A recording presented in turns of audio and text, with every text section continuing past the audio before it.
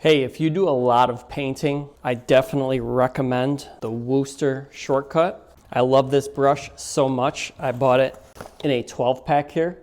What I love about this brush is that it is small and compact.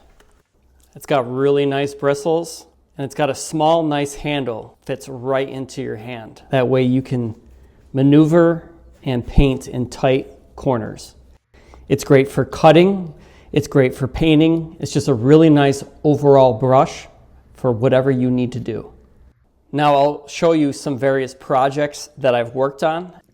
This brush worked great for cutting and painting my cabinet.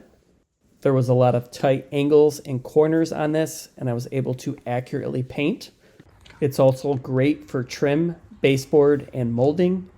It retains the paint very well and helps eliminate dripping.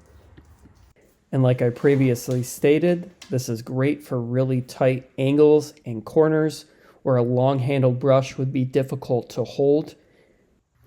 The 2-inch brush will fit in tight spots, but it also gives good coverage, and it's really good for cutting.